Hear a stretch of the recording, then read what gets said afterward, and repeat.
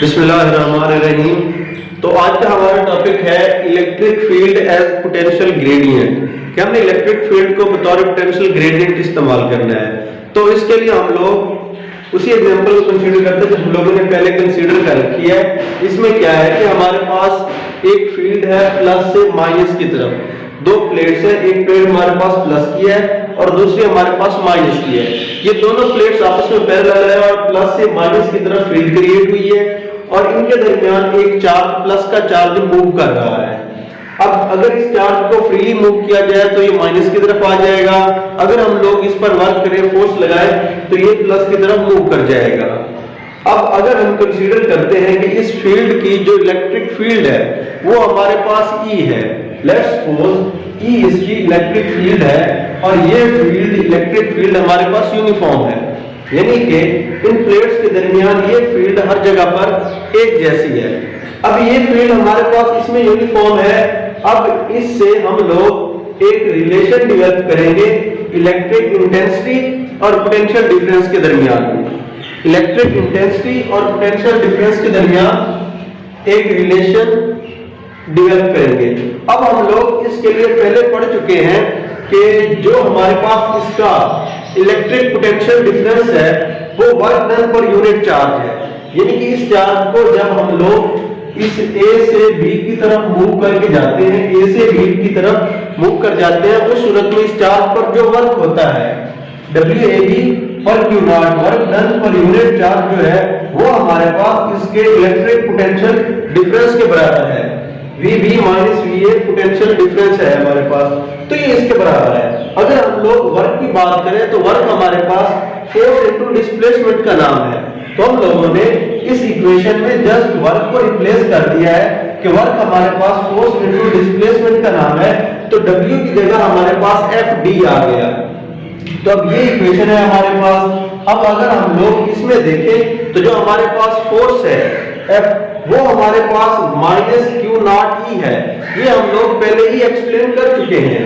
तो F की जगह हम लोगों ने रिप्लेस कर दिया माइनस Q नॉट E को। अब अगर हम लोग इसमें देखें तो Q नॉट से Q नॉट कट जाएगा, बाकी रिमेनिंग जो रिलेशन है तो उसमें क्या हुआ, माइनस ED रह गया। तो हमारे पास जो इलेक्ट्रिक पोटेंशियल डिफरेंस है वो माइनस ED के बराबर है। अब अगर हम लोग इसमें से इलेक्ट्रिक फील्ड यानी कि E को सेपरेट कर लेते हैं तो इसमें क्या है कि D हमारे पास यहाँ पर मल्टीप्लाई हो रहा है, लेकिन यही D जब दूसरी साइड पर जाएगा तो वहां पर डिवाइड हो जाएगा, यानी VB माइनस VA और इसका बटा लग जाएगा D और ये माइनस का साइन भी उस साइड पर आ गया। तो हमारे पास जो E है वो बराबर हो गया माइनस VB माइनस VA और बटा में D। अब ये है हमारे पास इलेक्ट्रिक पोटेंशियल डिफरेंस। तो इसको अगर हम लोग जनरली लिखें तो हम इसको डेल V लिख सकते हैं, डेल V लिख दें, ये डेल VAB लिख दें, इससे मुराद पोटेंशियल का डिफरेंस है। तो अब हमारी फाइनलाइज्ड इक्वेशन बन गई E is equal to minus del V by D। अब इस D से मुराद है वो डिफरेंस जिसमें ये मूव कर रहा था। अगर हम लोग कंसीडर कर लें कि वो डिफरेंस बहुत ही स्मॉल है तो हम लोग इस D को रिप्लेस कर देते हैं R से, डेल R से। डेल R वो स्मॉल इंटरवल है, स्मॉल डिस्टेंस है जिसमें वो मूव करके गया है, तो यही इक्वेशन हमारे पास चेंज हो जाएगी, E is equal to minus del V by del R। अब अगर इसमें डेल R बहुत ही स्मॉल है यानी कि बहुत ही माइन्यूट डिस्टेंस है तो इससे क्या होगा, हमें मैक्सिमम वैल्यू मिल रही है rate of change of potential difference की। अब जब बटा में वैल्यू कम है तो ऊपर वाली ओवरऑल वैल्यू इसकी ज्यादा बन जाएगी। तो हम कह सकते हैं कि अगर इसकी वैल्यू स्मॉल है उस सूरत में जो हमारा rate of change of potential difference है उसकी वैल्यू हमें मैक्सिमम मिलेगी। और यही जो है हमारे पास Dell V by del R, इसी को हम लोग पोटेंशियल ग्रेडियंट भी कहते हैं।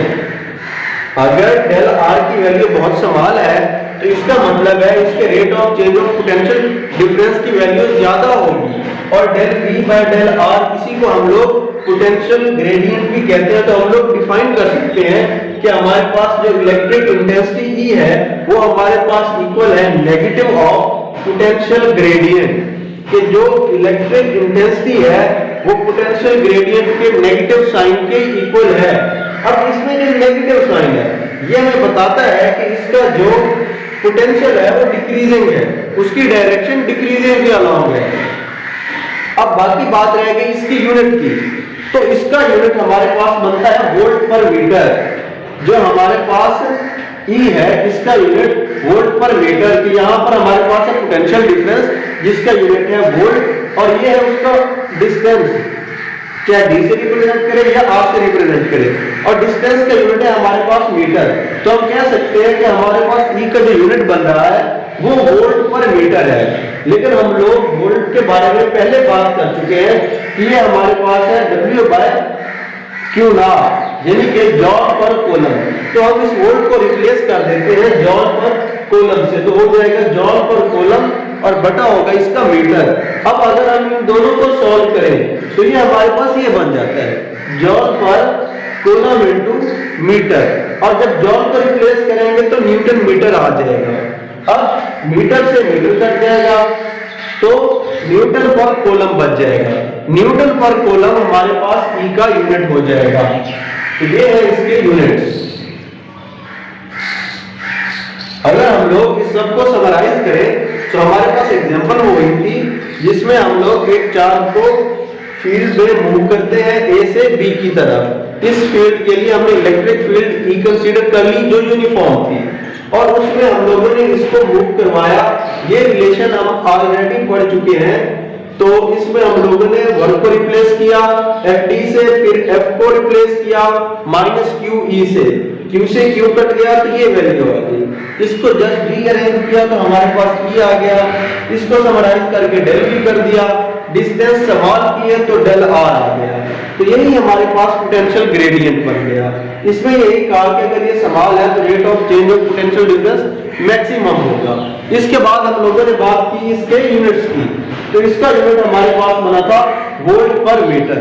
इसको रिप्लेस किया वोल्ट को जॉल पर कूलम से, तो हमारे पास ये रिलेशन आया। फिर जॉल को रिप्लेस किया न्यूटन मीटर से, तो और हमारे पास ओवरऑल न्यूटन पर कूलम आ गया। तो आज का हमारा टॉपिक कंप्लीट हुआ। बहुत शुक्रिया। अगर किसी को कोई इशू हो तो आप कमेंट सेक्शन में पूछ सकते हैं। अल्लाह हाफिज।